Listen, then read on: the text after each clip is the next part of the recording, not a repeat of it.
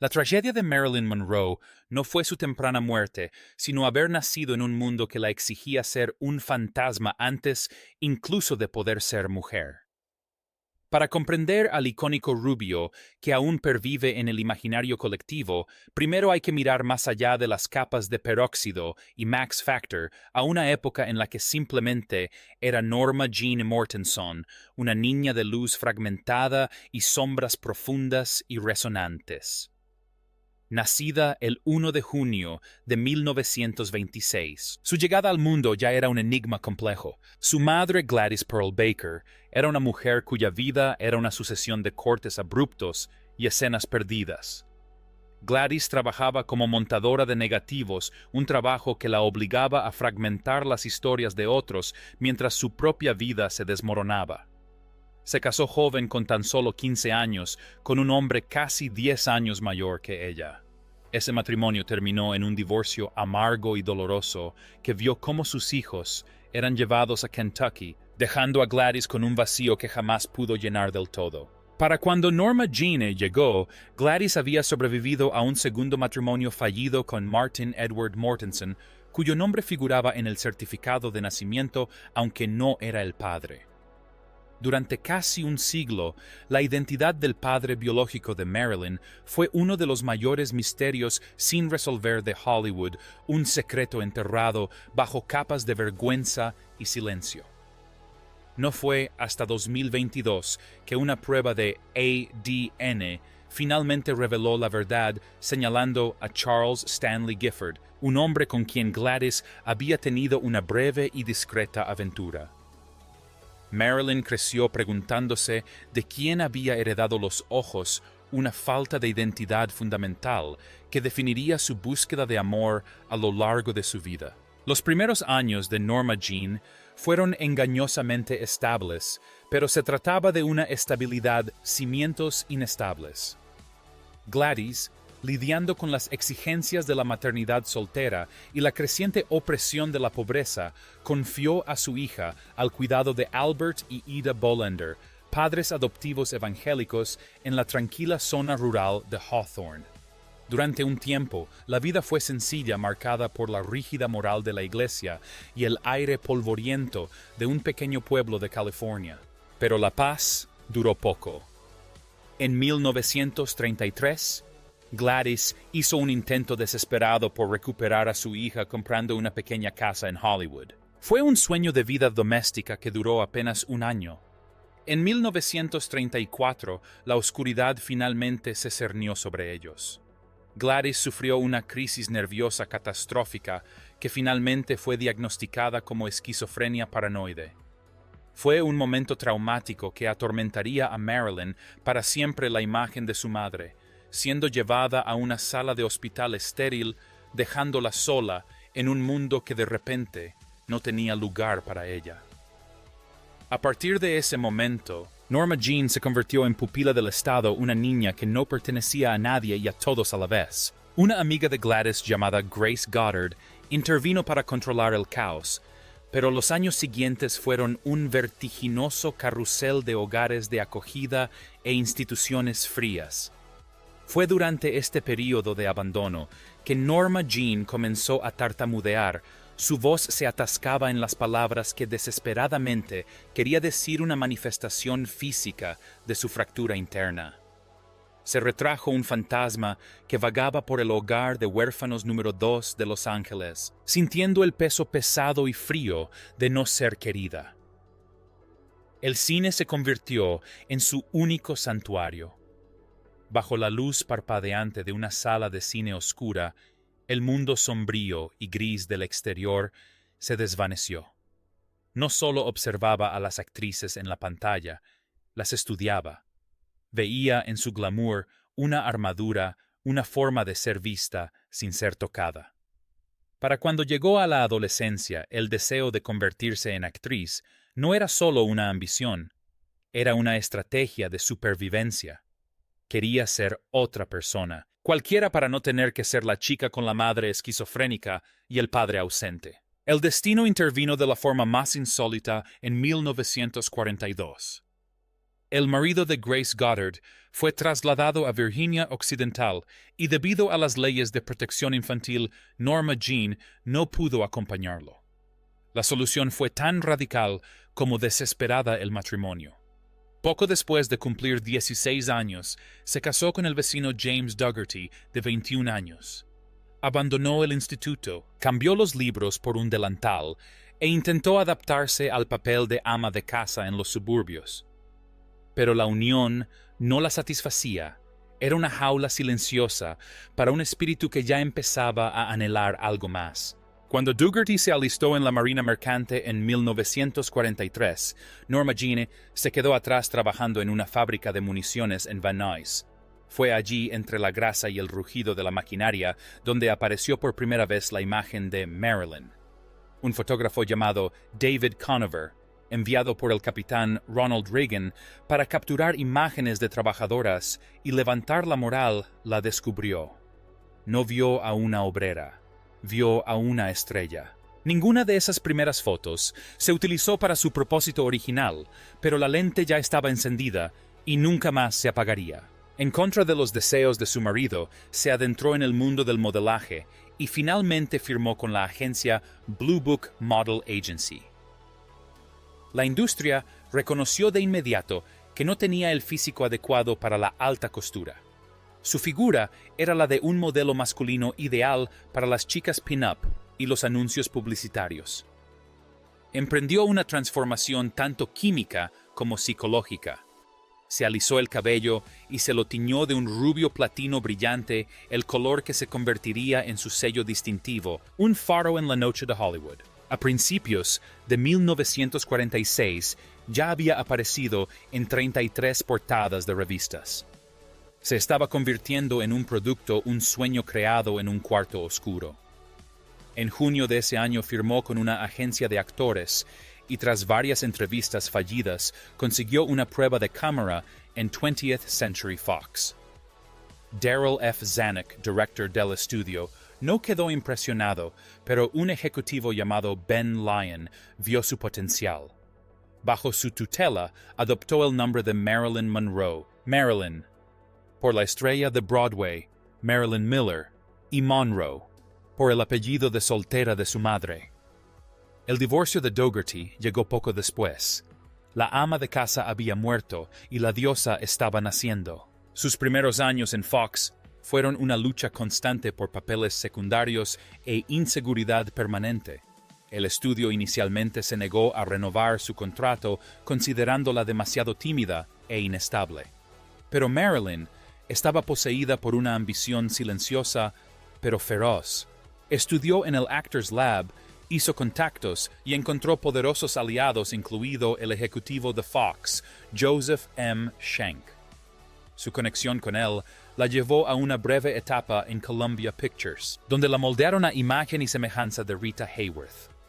Apareció en un musical de bajo presupuesto, Ladies of the Chorus, interpretando a una corista cortejada por un hombre rico, un papel que reflejaba su propia realidad como una mujer hermosa que se desenvolvía en una ciudad llena de hombres poderosos y depredadores. Cuando Columbia también la despidió, regresó al modelaje por pura necesidad. Fue durante este período de desesperación económica que posó para el infame calendario artístico bajo el seudónimo de Mona Monroe.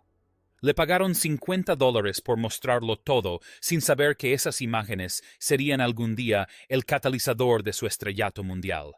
Su suerte cambió cuando se convirtió en la protegida y amante de Johnny Hyde, un poderoso agente que usó su inmensa influencia para conseguirle papeles en La jungla de asfalto de John Huston y en la ingeniosa y mordaz Eva al desnudo. Incluso con poco tiempo en pantalla, Marilyn era magnética. No solo entraba en un plató, dominaba la luz. En 1950 Hyde negoció un contrato de 7 años para ella en Fox, pero murió de un ataque al corazón pocos días después. Afligida y sola, Marilyn siguió adelante y su popularidad se disparó con una base de fans que parecía percibir la vulnerabilidad que se escondía tras los títulos de Miss Cheesecake. Para 1952 era la comidilla de Hollywood Y cuando finalmente estalló el escándalo de su calendario desnuda, no se escondió. En un brillante gesto de transparencia, admitió las fotos alegando su pobreza y desesperación. El público no se volvió contra ella. Se enamoró de ella. Ya no era solo un símbolo sexual. Era un ser humano, una chica, que había luchado y sobrevivido. 1953 fue el año de su coronación. Niagara la presentó como una peligrosa femme fatale, estableciendo su imagen característica: los labios rojos, los párpados caídos, el andar contoneante. Le siguieron.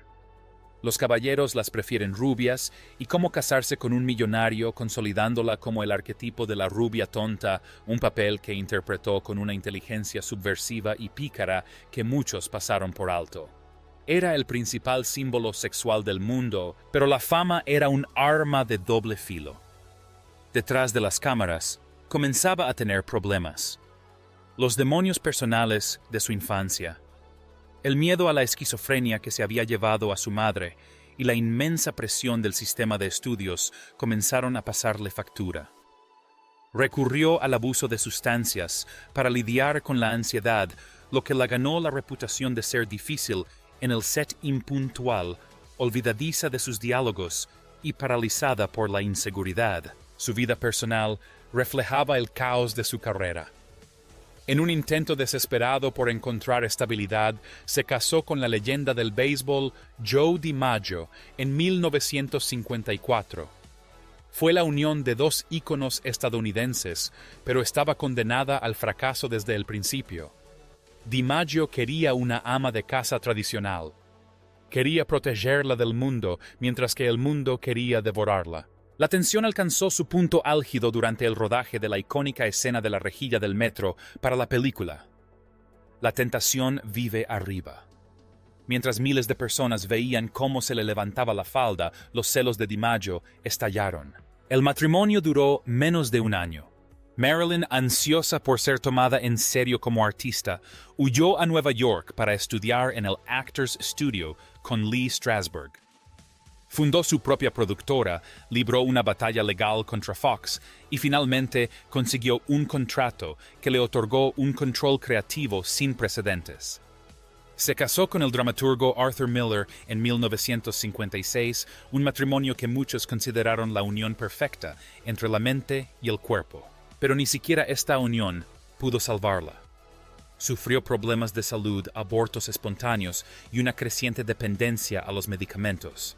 Para cuando filmó Some Like It Hot en 1959, su salud estaba muy deteriorada. Ganó un Globo de Oro, pero la producción fue una pesadilla para todos los involucrados. Su última película terminada, The Misfits, escrita por Miller, fue un retrato inquietante y semi-autobiográfico de una mujer perdida en un mundo de hombres.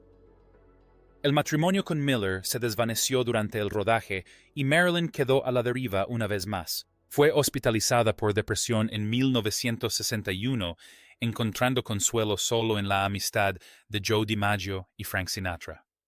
Regresó a California, una mujer que caminaba sobre la cuerda floja al borde de un abismo oscuro. La noche del 4 de agosto de 1962 finalmente se apagaron las luces.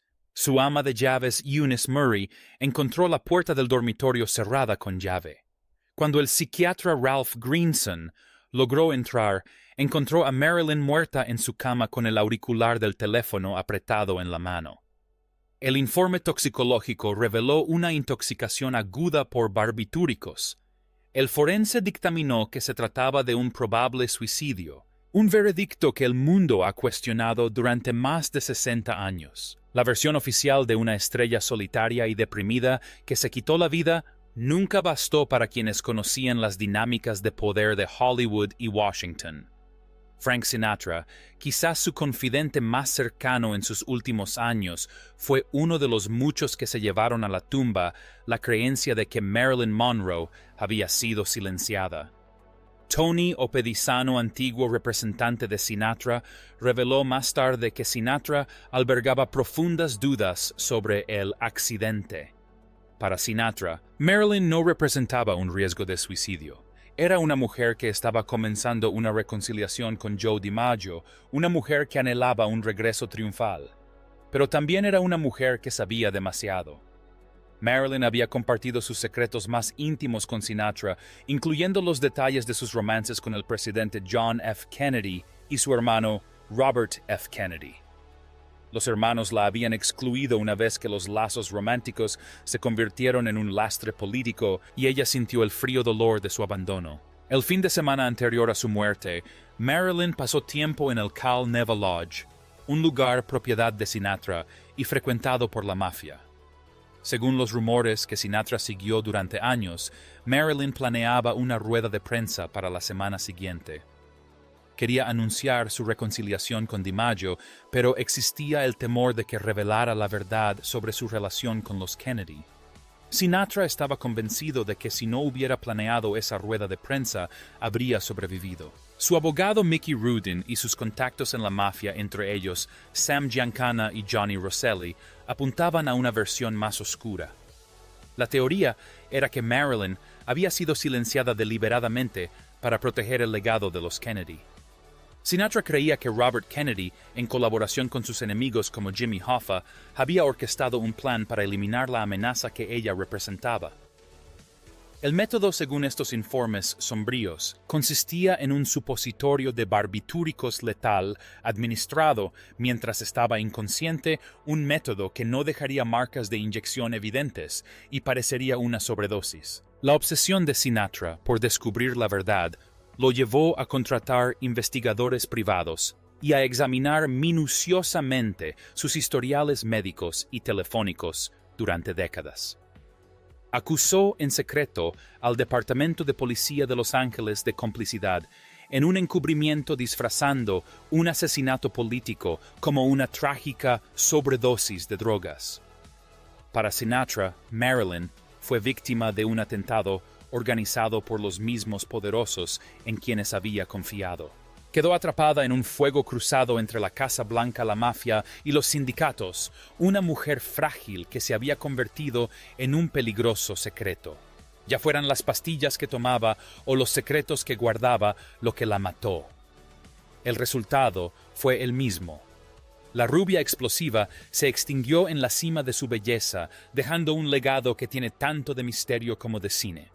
Marilyn Monroe sigue siendo el mayor misterio de Hollywood, una mujer que dedicó su vida a descubrir quién era solo para que el mundo decidiera por ella. Fue la chica marginada de Hawthorne que se convirtió en reina y la reina que fue abandonada por los reyes de su época.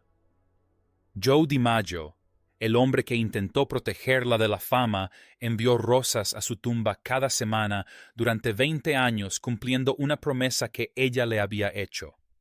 Nunca habló de ella con la prensa, un último acto de protección para la mujer a la que no pudo proteger en vida. Marilyn murió con frascos de medicina vacíos junto a su cama, pero su historia sigue plagada de preguntas sin respuesta. ¿Fue víctima de su propia mente o de los hombres que no podían permitirse dejarla hablar? Mientras las luces del siglo XX se desvanecen, su imagen permanece un destello de cabello platino y una risa susurrante, eternamente joven, eternamente bella y eternamente silenciosa. El ícono rubio se había ido, pero el fantasma de Norma Jean continúa susurrándonos desde las sombras de la pantalla grande, un recordatorio del alto precio de ser el secreto más famoso del mundo.